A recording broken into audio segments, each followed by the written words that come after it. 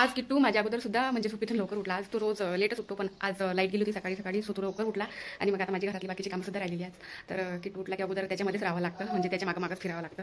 So आम्ही brush वगैरे करून घेतला. आता आंघोळ वगैरे राहिलेली आहे, तर अगोदर घरातला जो पसरा आहे तो आवरून घेते, नंतर मग बाकीची कामं करते. तर आजच्या ब्लॉगमध्ये काय आहे ते काय विशेष आहे ते तुम्हाला मी पुढे सांगणारच आहे. तर अगोदर घरातला पसरा आवरून घेते. आणि किट्टू दूध पिण्यासाठी जाऊन पण बसलेला आहे, त्याला दूध पाहिजे तर. आणि दूध माझं गरम करायचं राहिलेलं आहे, म्हणजे आताच फ्रीजमधून जस्ट काढलं आणि थोडा वेळ बाहेर ठेवते, नंतर दूध गरम करून किट्टूला देते. आणि मग माझी जी बाकीची राहिलेली आहेत ते काम करते. तर अगोदर घरातला सात्र्या वगैरे ज्या त्या उचलून घेते. तर हा एवढा मोठा पसरा मला उचलायचा आहे, सात्र्या वगैरे अगोदर उचलून घेते पटापट. किट्टू बाहेर त्याच्या पप्पा जवळ आहे तोपर्यंत.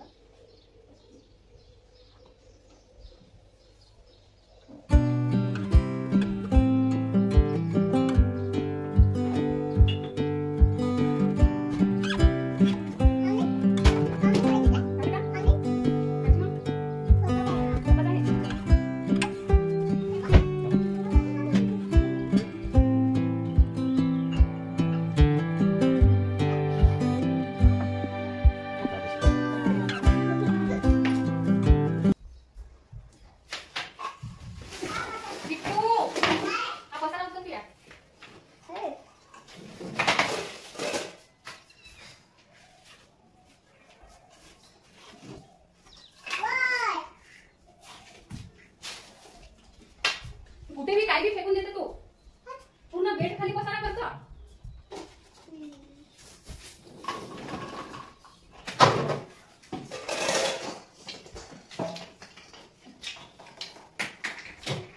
तुला किती वेळा सांगितलं बेड खाली काय फेकत नको. नाही बाबू त्याचे काढतो फक्त. चल उचल पटपट उचल बरं. तिथून नको ठेव, बेडवर नको ठेव. बेडवर नाही ठेव, उचल तिथून लवकर पटकन. तिकडे ठेव.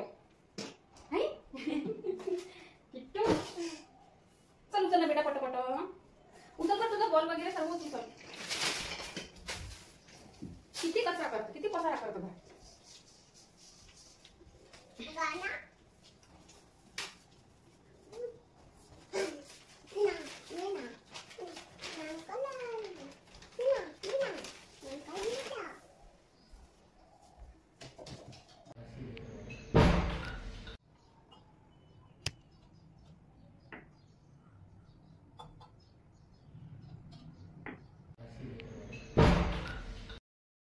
तर आता मी जी बेडरूम आहे ते पूर्ण एकदम क्लीन करून घेतली. आणि किट्टूच्या पप्पांनी तर त्यांच्यासाठी किट्टूसाठी दूध गरम केलं.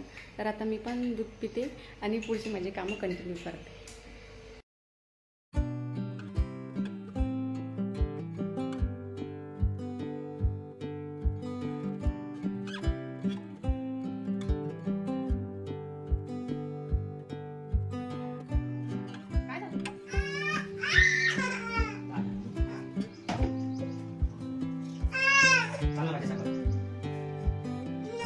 Ngomongnya kata gampang pagi aja kalau.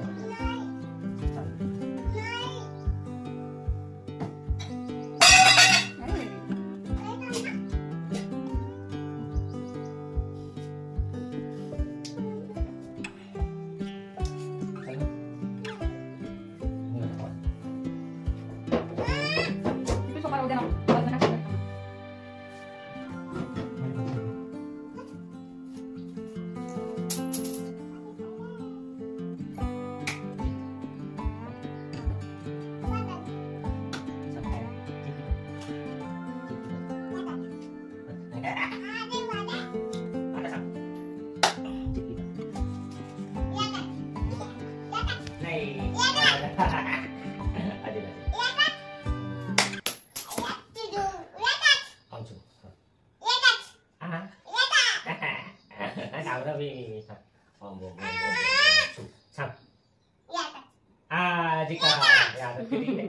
काय करता किट्टू तू, काय करता?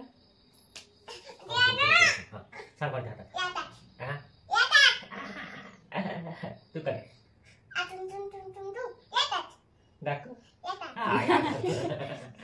अजून अजून अच्छा तू कर. तर आजच्या व्हिडिओमध्ये विशेष हे आहे की आज मी तर्री पोहा बनवणार आहे. म्हटलं चला त्याची रेसिपी तुमच्यासोबत शेअर करावं. सो इथं मी मटकी भिजू घातली होती काल दुपारी. एक पाऊण वाटी मटकी घेतली होती, ते भिजू घातली पूर्ण दिवसभर आणि रात्री मस्त कोरड्या कापड्यामध्ये बांधून ठेवली. तर बघा किती छान मोड आले. हाच एक फायदा आहे, आपल्याला घरी काही बनवायचं असलं ना खूप कमी याच्यात बनून जातं.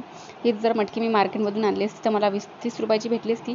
आता 20-30 रुपये आपल्यासाठी काही जास्त नाही आहेत, पण तरी पण घरची जी वस्तू असते ती चांगलीच असते. आता ती बाहेर जी मटकी असते त्या कशा पाण्यात भिजवलेली असते ते काही आपल्याला माहीत नसते, पण घरी आपण चांगल्या पाण्यामध्येच भिजवतो, काही पण चांगलंच बनवतो, म्हणून घरचं बनवलेलं चांगलंच असतं.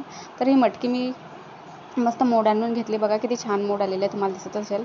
तर स्वच्छ मटकी एकदम धुवून घेतली 1-2 पाण्याने आणि नंतर कुकरमध्ये टाकली. कुकरमध्ये थोडंसं पाणी टाकलं, त्याच्यामध्ये हळद, मीठ आणि थोडंसं तेल टाकून आता याची 1-2 शिट्या लावून घेते, म्हणजे आपली मटकी छान अशी शिजून जाईल. मग नंतर हिची मिसळ बनवायला घेते. तर मिसळ तर मला खूपच जास्त आवडते आणि मटकी तुम्ही तशी पण फ्राय करून खाल्ली तर चालते, कांदा वगैरे टाकून. ते तर मटकी किट्टूच्या पप्पाला खूपच जास्त आवडते. माठ आणायचा होता, तर आम्ही मार्केटमध्ये गेलो होतो परवाच्या दिवशी संध्याकाळी. तर तिथे गेलो तर मला एक खूप मस्त अशी वस्तू दिसली की जी मला खूप जास्त आवडली होती आणि मी ती घेतली. तर म्हटलं तुम्हाला दाखवावी ती वस्तू. तर ती वस्तू ही आहे,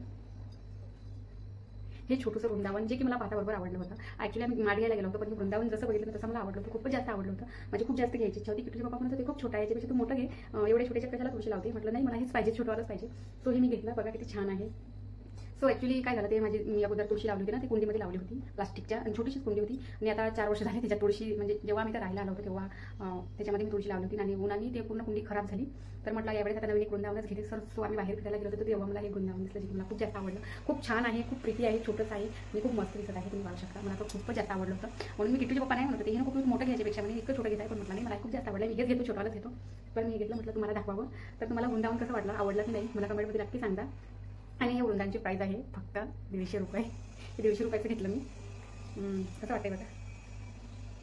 सो आता माझी जी जुनी प्लास्टिकची कुंडी होती ना, ती खराब झाली. तर आता मी याच्यामध्ये नवीन तुळस लावणार आहे. तो आता तो उन्हाळा आहे, आता मला नाही वाटत की आता तुळस लागणार, कारण काकू म्हणत होते की त्यांनी 2 तुळस लावल्या पण त्या वाचल्या नाही. तर तू असं कर, म्हणजे तू पाणी पडलं की तुळस लाव. सो मी याच्यात पाणी पडल्यावर तुळस लावणार आहे मस्त, आणि मस्त मग याची पूजा वगैरे करणार. तर जेव्हा मी याच्यामध्ये तुळशी लावणार तर त्याचा ब्लॉग मी तुमच्यावर नक्की शेअर करणार. तर म्हटलं हे तुमच्यासोबत गप्पा गोष्टी करता करता माझी मटकी पण शिजून घेतली. तर म्हटलं चला हातोहात पटकन भाजी बनवते, कारण किट्टूचे पप्पा आता उठलेले आहेत आणि त्याची ब्रश वगैरे सर्व झालं, चहा वगैरे पण त्यांना देऊन दिला. आता त्यांना लागली भूक, तर म्हटलं पटकन नाश्ता बनवते वेळ न गमावता. तर अगोदर माझी मटकी शिजून झालेली आहे मस्त. तर आता पहिले अगोदर भाजी बनवते. तर भाजी बनवायसाठी मी ते कांदा कट करून घेतला आणि खोबरा पण कट करून घेते थोडासा, आणि 2-3 हिरव्या मिरच्या घेतल्या मी आणि 1 टमाटर घेतला कट करून. तर काय करते, अगोदर आपला जो कांदा आणि खोबरा आहे ना, त्याला छान मस्त लाल होईपर्यंत ना आपल्या तव्यावर भाजून घेते. नंतर त्याची मिक्सरातून पेस्ट काढते आणि भाजीची फोडणी घालते.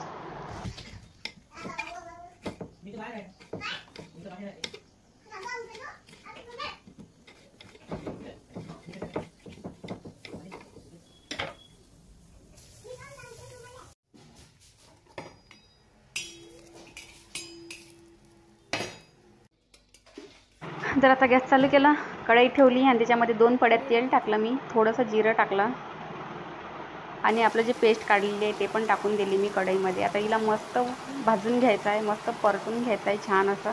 तर याच्यात मी हळद टाकते थोडीशी, थोडंसं लाल तिखट टाकते, कारण मी याच्यामध्ये मिरच्या टाकलेल्या आहेत आणि किट्टूच्या पप्पाच्या तोंडामध्ये सध्या फोडा आलेले आहेत, तर ते जास्त तिखट खात नाही, म्हणून आजची जी मिसळ आहे ती मी थोडी फिक्कीच बनवणार आहे. आणि थोडासा याच्यात कांदा मसाला टाकला मी. तर बघा किती मटकी छान शिजवून घेतली. तर आता हे जे म्हणजे शिजवलेली मटकी आहे हे ते पूर्ण आपल्या याच्यात ग्रेव्हीमध्ये टाकून घेते आणि आपलं इथं मस्त मिसळ तयार झालेली आहे. याच्यावर थोडंसं तुम्ही साखर पण टाकू शकता, त्यानं पण टेस्ट खूप छान येते, पण मी तर काही टाकली नाही. तर मस्त माझी अशी तर्री तयार झालेली आहे. तर आता पोह्याची रेसिपीकडे जाऊया आपण.